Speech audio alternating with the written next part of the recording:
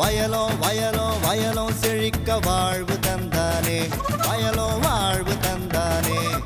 அட பொன்னா விளையோ பூமிக்கு நல்ல விவரம் தந்தானே, உழவனின் உறவா வந்தானே.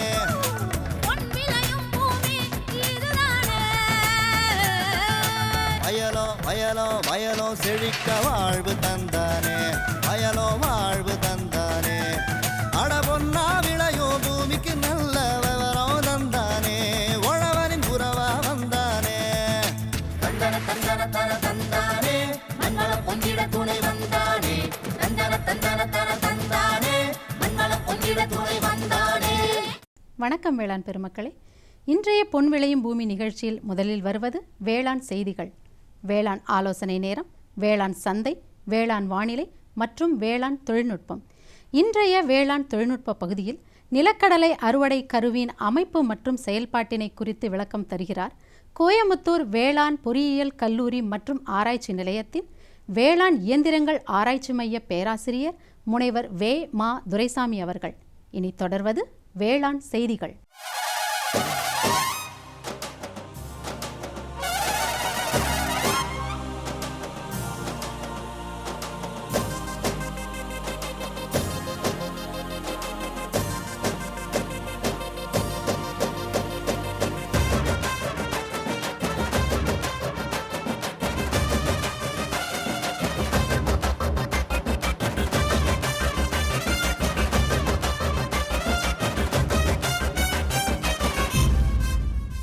வணக்கம். வேளாண் செய்திகள்.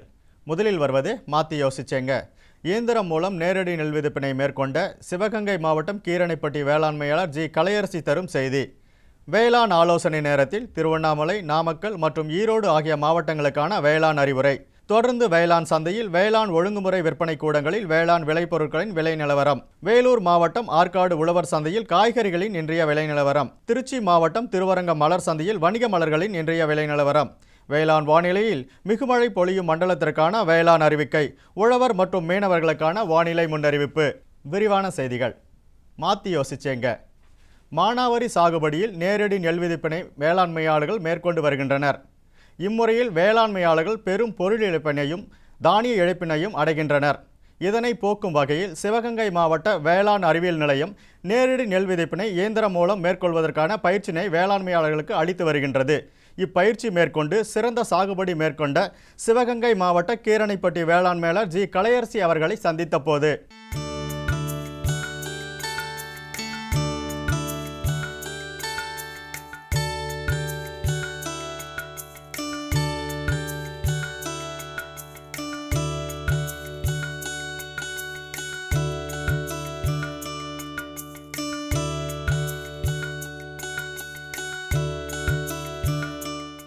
நான் பரம்பரையாக விவசாயம் பண்ணிக்கிட்டு இருக்கேன்.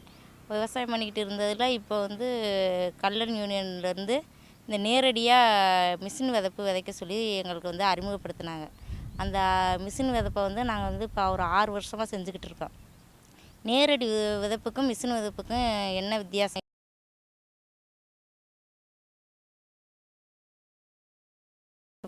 நேரடி விதைப்புக்கு ஒரு ஏக்கருக்கு 35 கிலோ வரையும் விதைக்கிறோம். இப்போ மிஷின் விதைப்புக்கு ஏக்கருக்கு 12 கிலோ தான் விதைக்கிறோம். மிஷின் விதைப்பில் தனித்தனியாக தூர் இருக்கிறதுனால எங்களுக்கு களை எடுக்கிறதுக்கு ஈஸியாக இருக்குது, உரம் போடுறதுக்கு ஈஸியாக இருக்குது, மருந்தடிக்கிறதுக்கு ஈஸியாக இருக்குது. அது ஒவ்வொரு தூரில் இருந்து 16 கிளையிலேருந்து 35 கிளை வரைக்கும் வெடிக்குது. அது மகசூல் எங்களுக்கு நேரடி விதைப்புலேருந்து மிஷின் விதைப்புக்கு மகசூல் அதிகமாக இருக்குது. எங்களை கல்லர் டிபார்ட்மெண்ட்லேருந்து எங்களுக்கு ட்ரைனிங்லாம் கூட்டி போனாங்க. தஞ்சாவூர், மதுரை, ஹைதராபாத் வரைக்கும் கூட்டிகிட்டு போயிருக்காங்க. அதுலேருந்து எங்களுக்கு நல்ல பலன் கிடைக்கிது.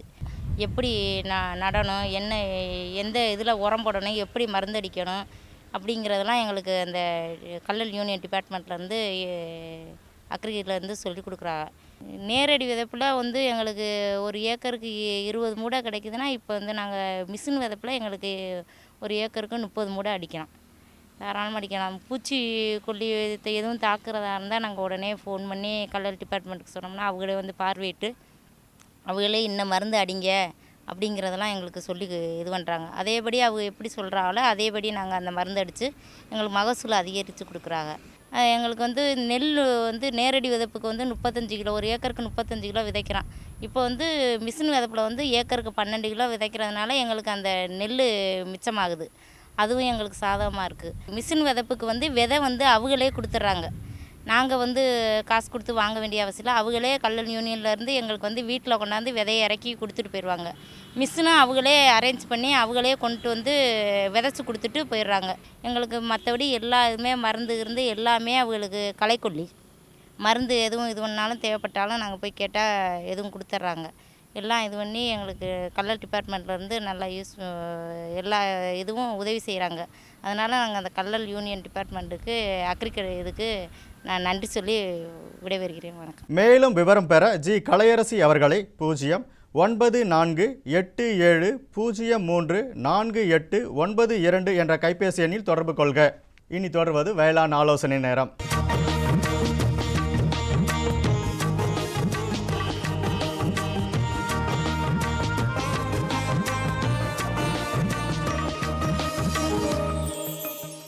இன்றைய வேளாண் ஆலோசனை நேரத்தில் திருவண்ணாமலை, நாமக்கல் மற்றும் ஈரோடு மாவட்டங்களுக்கான வேளாண் மற்றும் கால்நடைகளுக்கான அறிவுரை. திருவண்ணாமலை மாவட்ட வேளாண்மையாளர்களுக்கான வேளாண் அறிவுரை. கால்நடைகளை வெயிலின் தாக்கத்திலிருந்து பாதுகாக்க குளிர்ந்த குடிநீரை அளிக்க வேண்டும். பண்ணையாளர்கள் கறவை மாடுகளை பால் கறக்கும் முன் மடிகளை கழுவி சுத்தம் செய்து அதன் பின் பால் கறக்கவும், மேலும் பால் கறந்தவுடன் உலர்த்தேவனம் கொடுப்பதை தவிர்க்கவும். வெள்ளாடு மற்றும் செம்மறி ஆடுகளுக்கு குடற்புழு நீக்க மருந்துகளை தரவும். நெல்லில் பழுப்பு தத்துப்பூச்சிகளை கட்டுப்படுத்த 1 ஏக்கருக்கு பிப்ரோபேசின் 330 மில்லி என்ற அளவில் தெளிக்கவும். 1 ஏக்கருக்கு 5 முதல் 6 எண்ணிக்கையில் மஞ்சள் ஒட்டு பொரிய வைக்கலாம்.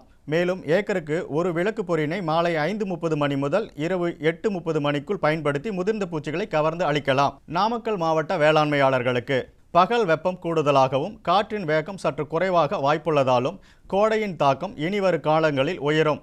ஆதலால் தீவன எடுப்பு குறைந்து முட்டையின் எடையும் குறையும். தீவன எடுப்பு நாள் ஒன்றுக்கு 100 கிராம் மற்றும் அதற்கு கீழே செல்லும் பட்சத்தில் வெயிலின் தாக்கம் குறைவான அல்லது குளிர்ச்சியான நேரங்களில் செயற்கை வெளிச்சம் கொடுத்து தீவன எடுப்பை அதிகப்படுத்தலாம். பகலில் காலை 11 மணி முதல் மாலை 5 மணி வரை ஊக்கப்படுத்த வேண்டாம். குளிர்ந்த நீர் எந்த நேரமும் கிடைக்குமாறு கவனமாக பார்த்து கொள்ள வேண்டும். பருத்தி சாகுபடி செய்ய உள்ள விவசாயிகள் சுரபி மற்றும் SPVR2 ஆகிய ரகங்களை தேர்ந்தெடுத்து இமிடாக்ளோபிரேட் கொண்டு விதை நேர்த்தி செய்து விதைக்கவும். ஈரோடு மாவட்ட வேளாண்மையாளருக்கான வேளாண் அறிவுரை. ஈரோடு மாவட்டத்தில் மழை பொழிய தற்சமயம் வாய்ப்பில்லாத காரணத்தால் 5 இலை கொண்ட எள் பயிருக்கு நீர்ப்பாசனம் செய்யவும். கால்நடைகளை காலை 7 மணி முதல் 10 மணிக்குள் மேய்ச்சலுக்கு அனுப்பவும்.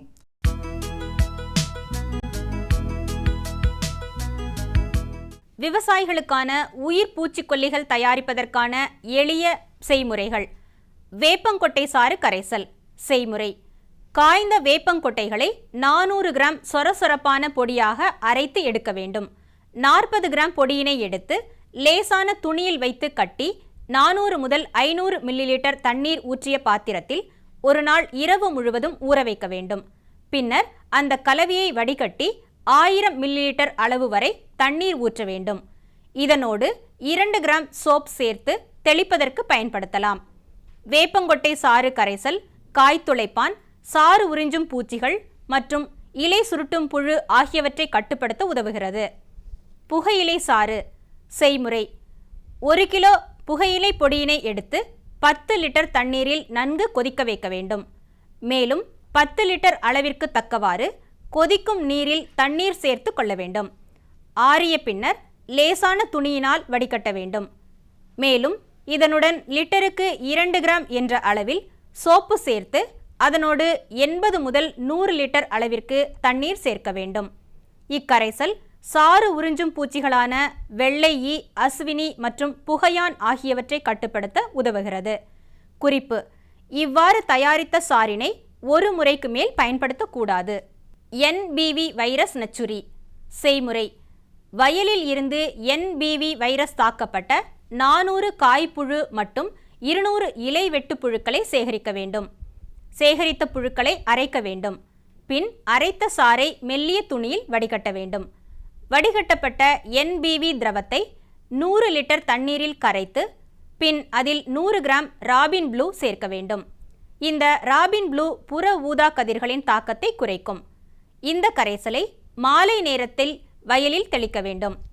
தெளிப்பதன் மூலம் காய்ப்புழு மற்றும் இலை வெட்டும் புழுக்களை கட்டுப்படுத்தலாம். ஒரு பூச்சி இன வைரஸ் அடுத்த இன பூச்சிகளை கொல்லாது. தெளிப்பிற்கு 2 முதல் 5 நாட்களுக்கு பின் வைரஸ் தாக்கப்பட்ட காய்ப்புழுக்கள் கிளைகளில் செத்து தொங்கும் மற்றும் இலை வெட்டுப்புழுக்கள் உடல் 2ஆக பிளந்து காணப்படும். விளம்பர இடைவேளைக்கு பின் வேளாண் செய்திகள் தொடரும். சரிங்க. இவ்ளோ நேரம் சிரிச்சு யார்கிட்ட பேசிட்டு இருந்தீங்க? விவசாயிகள் கால் சென்டர் நிபுணர்கிட்ட பயிர்கள் பத்தின யோசனை கேட்டுட்டு இருந்தேன். காலையில சரி, மதியானம் கூடவா? விவசாயிகள் கால் சென்டர் காலையில 6 மணில இருந்து ராத்திரி 10 மணி வரை திறந்திருக்கும். ஞாயிற்றுக்கிழமை கூடவா? ஆமா, வருஷத்துல 365 நாளும் திறந்திருக்கும். விவசாயம் சம்பந்தப்பட்ட பிரச்சனைகளுக்கு தங்கள் மொழியில் உடனே தீர்வு பெற இந்தியாவில் எங்கிருந்தும் எந்த போன் மூலமும் தேசிய ஹெல்ப்லைன் நம்பர் 1800-180-1551 தொடர்பு கொள்ளவும். இனி வருவது வேளாண் சந்தை.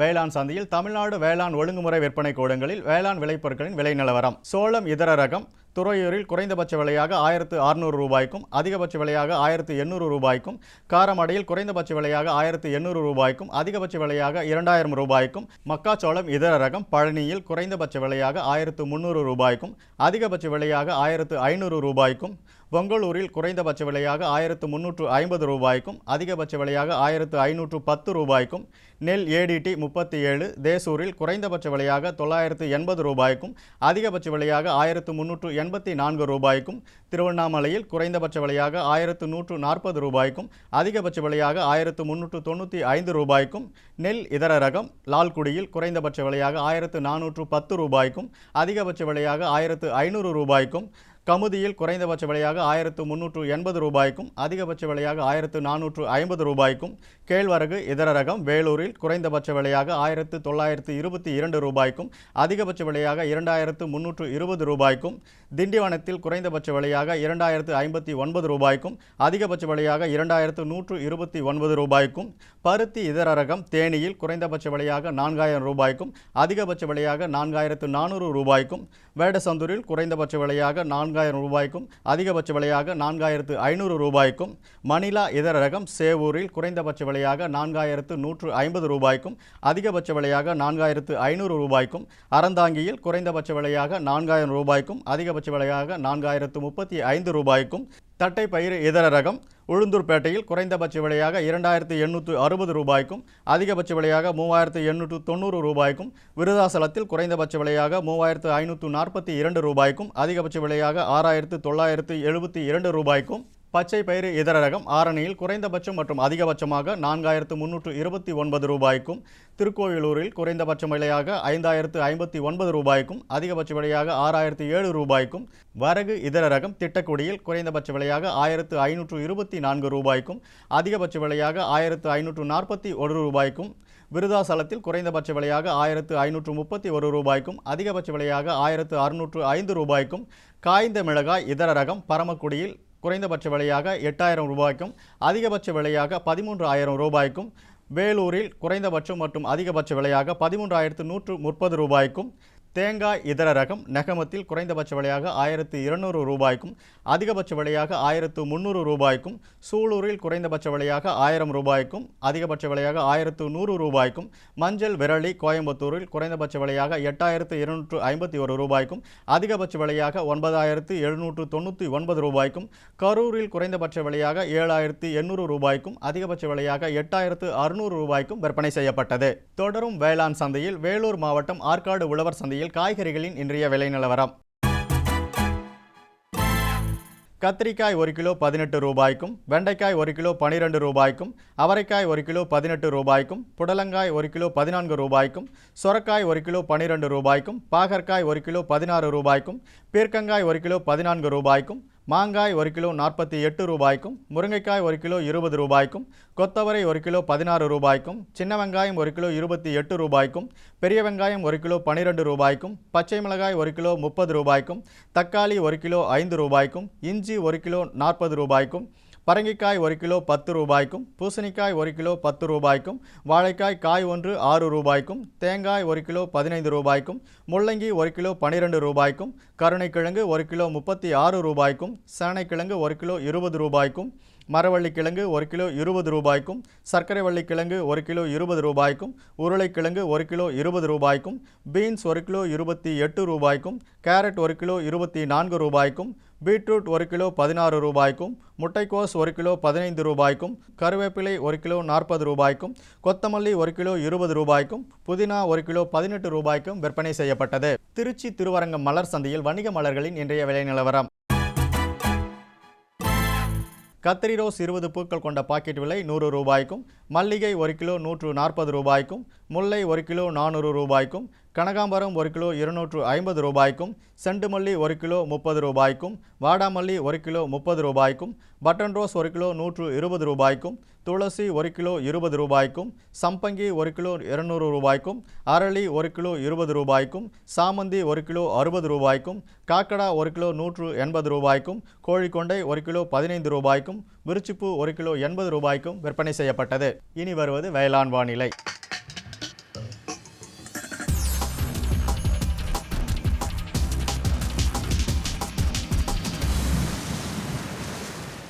இன்றைய வேளாண் வானிலையில் மிகு மழை பொழியும் மண்டலத்திற்கான வேளாண் அறிவிக்கை.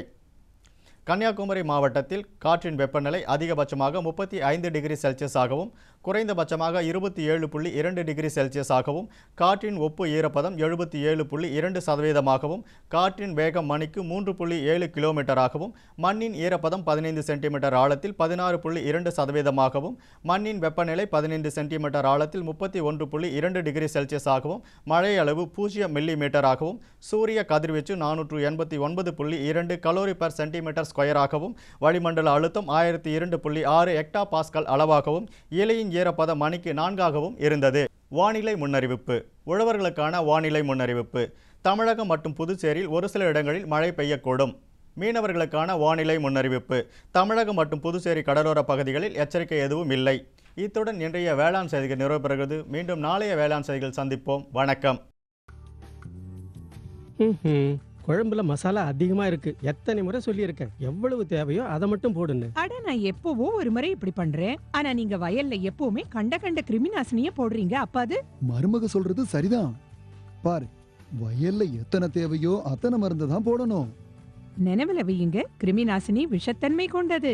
டப்பாவுல எழுதப்பட்டிருக்கும் அளவுல தான் மருந்த போடணும். முதலில் ஃபெரோமோன் ட்ராப், லைட் ட்ராப், உதவும் கிருமிகள், உயிரி கிருமி நாசினி ஆகியவற்றை பயன்படுத்த வேண்டும். அவசியம் ஏற்பட்டால் மட்டுமே ரசாயன கிருமி நாசினியை பயன்படுத்த வேண்டும். தெளிப்பை காலை மாலை கையுறை, மாஸ்க் மற்றும் உடலை முழுவதும் மூடும் உடை அணிந்து செய்யுங்கள். காற்றின் திசையில் தெளிக்கும் போது பின்னால் செல்லவும். மருந்தின் டப்பா தெளிக்கும் கருவியை பாதுகாப்பான இடத்தில் வையுங்கள். இப்ப கொஞ்சம் புரிஞ்சுதா? புரிஞ்சுக்கிட்டேன் ராணி. இனிமே தப்பு பண்ண மாட்டேன். மருமக உனக்கு தண்ணி காட்டிட்டா இல்ல. நமது பொதிகையில் வியாழந்தோறும் பிற்பகல் 12:05 முதல் 1 மணி வரை வேளாண் களம் நேரலை நிகழ்ச்சி.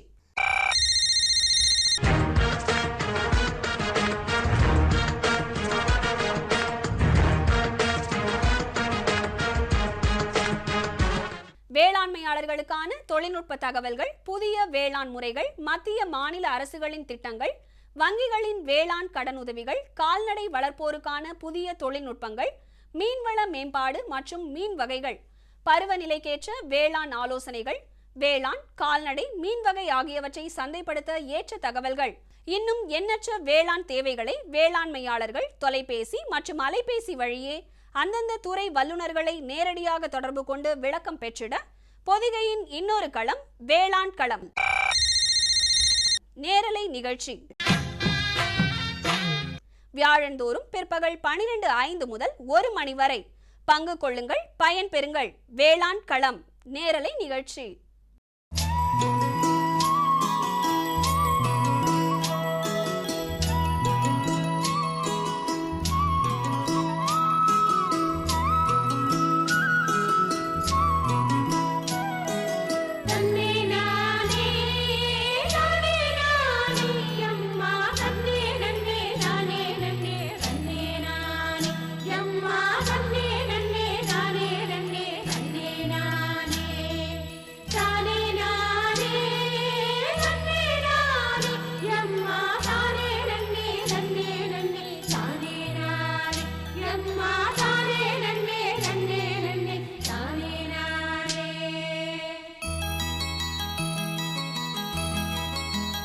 நிலக்கடலை சாகுபடியினை பெருமளவில் மேற்கொண்டு வேளாண்மையாளர்கள் சிறந்த பயனை அடைய வேண்டும் என்ற நோக்கோடு நிலக்கடலை அறுவடை கருவி கண்டறியப்பட்டுள்ளது. இக்கருவியின் அமைப்பு மற்றும் செயல்பாட்டு முறையினை விளக்குகின்றார் கோயம்புத்தூர் வேளாண் பொறியியல் கல்லூரி மற்றும் ஆராய்ச்சி நிலையத்தின் வேளாண் இயந்திரங்கள் ஆராய்ச்சி மைய பேராசிரியர் முனைவர் வே. மா. துரைசாமி அவர்கள்.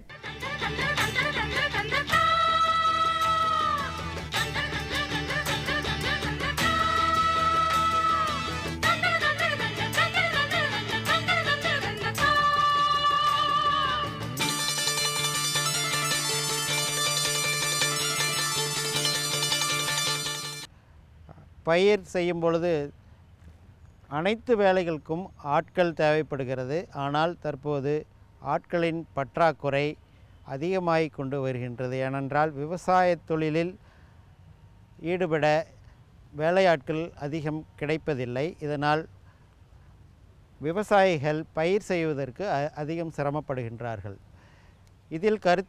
இதையெல்லாம் கருத்தில் கொண்டு தமிழ்நாடு வேளாண்மை பல்கலைக்கழகத்தில் விவசாயிகள் பயிர் செய்வதற்கேற்ப அந்தந்த பயிர்களுக்கேற்ப கருவிகளை உருவாக்கி அறிமுகப்படுத்தி கொண்டுள்ளோம். குறிப்பாக நிலக்கடலை சாகுபடிக்கான கருவிகளில் தற்போது அறுவடை செய்ய தகுந்த வேலையாட்கள் எங்கும் கிடைப்பதில்லை. அதனால் விவசாயிகள் அதிகம் சிரமப்படுகிறார்கள். அதை கருத்தில் கொண்டு டிராக்டர் மூலம் இயங்கும் நிலக்கடலை அறுவடை செய்யும் கருவி ஒன்றை உருவாக்கி விவசாயிகளுக்கு அறிமுகப்படுத்தியுள்ளோம். இக்கருவியானது டிராக்டர் மூலம் கிட்டத்தட்ட 35-45 ஹெச்பி டிராக்டர் மூலம் இயங்க வல்லது. இக்கருவி நிலக்கடலை செடியை மண்ணில் இருந்து தோண்டி எடுக்கும் அமைப்பையும் தோண்டிய பின்பு செடிகளை முட்கள் போன்ற அமைப்பு கொண்ட அமைப்பின் மூலம் செடிகளை எடுத்து ஒட்டி கொண்டு இருக்கும் மண், அதாவது காய் மற்றும் செடிகளில் ஒட்டி கொண்டு இருக்கும் மண்களை நீக்கி பின்பு செடிகளை ஒன்று சேர்த்து கருவியின் பின்புறம் வரிசையாக நிலத்தில் பரப்பிக்கொண்டு வர ஏற்றவல்லது. தரைமட்டத்திலிருந்து 10 சென்டிமீட்டர் ஆழத்தில் சென்று மண் மற்றும் செடிகளை இலகுவாக செய்து பின்புறம் வரும்பொழுது இந்த முட்கள் போன்ற அமைப்பு செடிகளை எடுத்து மேலே நகர்த்தி கொண்டு வரும்பொழுது மண்ணின் ஈரத்திற்கேற்ப மண் அல்லது இதர பொருட்கள் காய் மற்றும் செடிகளில் சிக்கிக்கொண்டிருந்தால் அவைகளை லூஸ் செய்து பின்னால் கருவியில் அதாவது கேதரர் என்று சொல்லக்கூடிய அமைப்பின் மூலம் செடிகளை ஒன்று சேர்த்து கருவிக்கு பின்புறம் வயலில் வரிசையாக இட்டுக்கொண்டு வருகின்றது. அதாவது இக்கருவியை உபயோகப்படுத்தும் பொழுது மண்ணின் ஈரத்தன்மை முடிந்த அளவுக்கு கம்மியாக, ஏனென்றால் மானாவாரியில் அறுவடை செய்யும் காலங்களில் மண்ணின் ஈரத்தன்மை ரொம்ப கம்மியாக இருக்கும். அப்பொழுது விவசாயிகள் என்ன செய்கிறார்கள், களை கொத்து மூலம் நிலத்தை கொத்தி செடிகளை எடுக்கும் பொழுது செடி மற்றும் காய்கள் வீணாகின்றது. ஆனால் இக்கருவி மண்ணின் ஈரத்தன்மை ரொம்ப குறைவாக இருக்கும் பொழுதும் இக்கருவி நன்றாக இயங்கி செடிகளை ஒன்று சேர எடுத்து அறுவடை செய்கின்றது. இக்கருவியை உபயோகித்து ஒரு நாளைக்கு கிட்டத்தட்ட 2 ஹெக்டேர் வரை, அதாவது 1 மணி நேரத்தில் 1/4 ஹெக்டேர் ஏரியாவை 1/4 ஹெக்டேர் அளவுள்ள நிலப்பரப்பில் நிலக்கடலையை அறுவடை செய்யலாம். மேலும் இக்கருவியை உபயோகப்படுத்தும் பொழுது 10 சென்டிமீட்டர், அதாவது 4 இன்ச்சு ஆழத்தில் பூமியில் இறங்கி தோண்டும் கருவி செல்லும் அளவிற்கு உபயோகித்தால் போதும். இந்த கருவியின் இந்த பகுதி நிலக்கடலையை அறுவடை செய்யும் அமைப்பு. இது நிலத்தில் பூமியில் அடியில் சென்று மண் மற்றும் செடிகளை நன்றாக லூஸ் செய்து விடுகிறது. அதாவது இலகுவாக செய்யும் பொழுது செடி மண்ணில் லூஸாக ஆகிவிடுகின்றது. பின்புறம் உள்ள இந்த அமைப்பிற்கு பெயர் பிக்கர் கன்வேயர் என்கிறோம். அல்லது செடிகளை மண்ணிலிருந்து அறுவடை செய்த பின்பு மண்ணிலிருந்து செடிகளை எடுத்து மேலே நோக்கி செல்லும் பொழுது மண் செடிகளில் ஒட்டி கொண்டிருந்தால் அவைகள் விழுந்து விடுகின்றன. பின்புறம் உள்ள இந்த பலகைகள் செடிகளை ஒன்று சேர்த்து கருவியின் பின்புறம் வயலில் ஒரு வரிசையாக போட ஏதுவாக அமைகின்றது. இந்த இயந்திரம் டிராக்டர் மூலம் இயங்க வல்லது. டிராக்டர் கிட்டத்தட்ட 35 ஹெச்பி அல்லது 45 ஹெச்பி டிராக்டர் போதுமானது. அறுவடை செய்யும் பொழுது ஒரு 2 மீட்டர் இடைவெளியில் அறுவடை செய்கின்றது. ஒரு நாளில் 2 ஹெக்டர் வரை நிலக்கடலை அறுவடை செய்யலாம். இந்த இயந்திரத்தின் இந்த கருவியின் விலை சுமார் 75,000 ரூபாய். கருவி கிடைக்கும் மற்றும் இந்த கருவியின் விவரங்களை வேளாண் இயந்திரங்கள் ஆராய்ச்சி நிலையம், தமிழ்நாடு வேளாண்மை பல்கலைக்கழகம், கோயம்புத்தூர் என்ற விலாசத்தில் தொடர்பு கொண்டு பெற்றுக்கொள்ளலாம். இக்கருவியை விவசாயிகள் நன்றாக நிலக்கடலை அறுவடைக்கு உபயோகித்து பயன்பெறுமாறு கேட்டுக்கொள்கின்றேன். மேலும் விவரம் பெற முனைவர் வே. மா. துரைசாமி அவர்களை 0422245756 என்ற தொலைபேசி எண்ணில் தொடர்பு கொள்ளலாம்.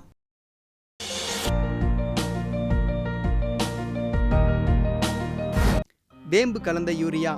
சிறந்த உற்பத்திக்காக வேம்பு கலந்த யூரியா நம் நாட்டிலேயே 70 லட்சம் டன்னாக அதிகரிக்க 6 ஆலைகள் சீரமைக்கப்படுகின்றன. FCIL-இன் கோரக்பூர், சித்ரி, தல்சர் மற்றும் ராமகுண்டம் ஆலைகள், HFCL-இன் பரௌனி மற்றும் BVFCL-இன் நாமருல் போர்ட் ஆகியன. பழம் நழுவி பாலில் விழுந்தது போல இப்பொழுது நம் நாட்டிலேயே வேம்பு கலந்த யூரியா உற்பத்தி செய்யப்படும். இதனால் விவசாயிகளுக்கு நன்மையே விளையும். 10% வரை தானிய உற்பத்தி அதிகரிக்கும். மண்ணில் 10-15% நைட்ரஜன் திறன் அதிகரிக்கும். சிறந்த உற்பத்திக்கு வேம்பு கலந்த யூரியா.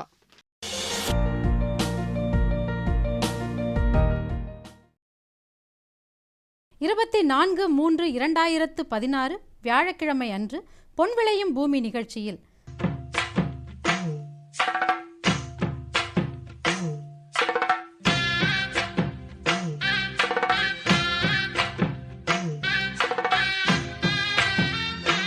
மாத்தி யோசிச்சேங்க. அங்கக வேளாண்மையில் நெல் சாகுபடி செய்து வெற்றி பெற்ற விருதுநகர் மாவட்டம் சின்னப்பரெட்டிப்பட்டி வேளாண்மையாளர் ப. சுப்பாராஜ் அவர்கள் தரும் அனுபவ செய்திகள். தொடர்ந்து வேளாண் ஆலோசனை நேரத்தில் வேளாண் மண்டலங்களுக்கான வேளாண் ஆலோசனை. வேளாண் தொழில்நுட்ப பகுதியில் இருசக்கர டிராக்டர் ட்ரெய்லருக்கேற்ற ஹைட்ராலிக் பிரேக் அமைப்பினை குறித்து கோயம்புத்தூர் வேளாண் பொறியியல் கல்லூரி மற்றும் ஆராய்ச்சி நிலைய வேளாண் இயந்திரங்கள் ஆராய்ச்சி மையத்தின் பேராசிரியர் முனைவர் டி. அனந்தகிருஷ்ணன் தரும் விளக்கம் ஆகியன இடம்பெறும். இன்றைய பொன் விளையும் பூமி நிகழ்ச்சியில் இடம்பெற்ற அனைத்து பகுதிகளும் உங்களுக்கு பயனுள்ளதாக அமையும் என நம்புகிறோம். பொன் விளையும் பூமி நிகழ்ச்சிகளை நீங்கள் இணையதளத்தின் வழியாகவும் பார்க்கலாம். இணையதள முகவரி www.youtube.com/user/agriculture சென்னை மற்றும் www.ddpodigai.org.in. ட்விட்டர் மற்றும் ஃபேஸ்புக் ஆகிய சமூக வலைதளங்களில் அக்ரிடிடி சென்னை என்ற முகவரியில் பார்த்து பயன்பெறலாம். உங்கள் கருத்துக்கள் மற்றும் ஆலோசனைகள் வரவேற்கப்படுகின்றன. அனுப்ப வேண்டிய மின்னஞ்சல் முகவரி ddagri05chennai@gmail.com. வேளாண்மை குறித்த விவரங்கள் பெற www.farmer.gov.in என்ற இணையதளத்திலும் 1801801551 என்ற தொலைபேசி எண்ணிலும் தொடர்பு கொள்ளலாம். மீண்டும் நாளைய பொன் விளையும் பூமி நிகழ்ச்சியில் சந்திப்போம். நன்றி, வணக்கம்.